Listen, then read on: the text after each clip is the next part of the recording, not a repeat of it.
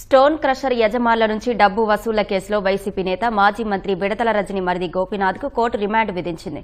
రజని మంత్రి పదవిని అడ్డుపెట్టుకుని చిలకలూరిపేట షాడో ఎమ్మెల్యేగా భూ వివాదాలు, సెటిల్మెంట్లతో గోపీనాథ్ చెలరేగారు. ప్రతి అంశంలోనూ తలదూర్చి 5 ఏళ్లలో కోట్లకు పడగలెత్తారు. వైసీపీ హయాంలో వైద్యారోగ్య శాఖ మంత్రిగా పనిచేసిన బిడతల రజని మరిది గోపీనాథ్ అధికార అండతో చేసిన అరాచకాలు, అక్రమాలు అన్నీ ఇన్ని కావు. చిలకలూరిపేటలో అప్పటి అధికార యంత్రాంగాన్ని గుప్పిట పెట్టుకుని అన్నీ తానై వ్యవహరించారు. పురుషోత్తమపట్నం కేంద్రంగా అనుయాయులతో దందాలు, దౌర్జన్యాలు, అక్రమ వసూళ్లకు తెగబడ్డారు. ఎడ్లపాడులోని శ్రీ లక్ష్మీ బాలాజీ స్టోన్ క్రషర్స్ నిర్వాహకులు తెలుగుదేశం సానుభూతి పరులు కావడంతో ఆయనపై రజని విజిలెన్స్ అధికారులకు ఫిర్యాదు చేశారు. పీఏ రామకృష్ణ ద్వారా నిర్వాహకుల్ని పిలిపించుకుని 5 కోట్లు డిమాండ్ చేశారు. మైనింగ్, విజిలెన్స్ అధికారులతో దాడులు చేయించి కొన్నాళ్లు క్రషర్ మూసివేయించారు. క్రషర్ తెరిపించుకునేందుకు బాలాజీ స్టోన్ క్రషర్ యజమానులు మంత్రి రజని, ఆమె మరిది గోపితో మాట్లాడారు. 2 కోట్లు ఇస్తే కేసులు లేకుండా చూస్తామని గోపి వారికి హామీ ఇచ్చారు.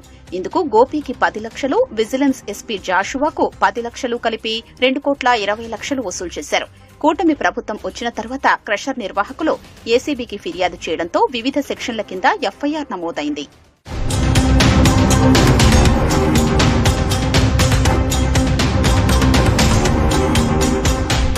రజనీ మంత్రయ్యాక నియోజకవర్గానికి అంతగా సమయం ఇవ్వలేదు. ఇదే అదనుగా గోపి షాడో ఎమ్మెల్యేగా చెలరేగారు. పట్టణంతో పాటు పరిసర ప్రాంతాల్లో విలువైన భూములు ఉన్నవారు ఎవరైనా అమ్ముతున్నారని తెలిస్తే బెదిరించి తక్కువ ధరకే కొనుగోలు చేసి వాటిని అధిక ధరలకు అమ్ముకున్నారనే ఆరోపణలు ఉన్నాయి. కొత్తగా వెంచర్ వెయ్యారన్నా, అపార్ట్మెంటు నిర్మించారన్నా గోపికి కప్పం కట్టాల్సిందే అనేంతగా వసూళ్లకు తెగబడ్డారు. జగనన్న కాలనీల కోసం పసుమర్రులోని రైతుల నుంచి భూములు సేకరించారు.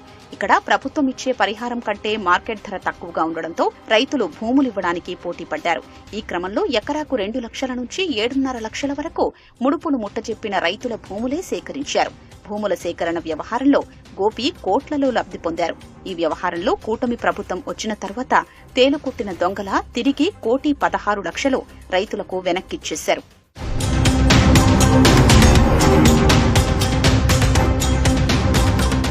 మట్టి, ఇసుక అక్రమ రవాణా ద్వారా వచ్చే మామూళ్లు తగ్గకుండా ప్రైవేటు వ్యక్తుల్ని పెట్టుకుని ప్రతి ట్రిప్పుకు సొమ్ము వసూలయ్యేలా గోపీనాథ్ ఏర్పాటు చేసుకున్నారు.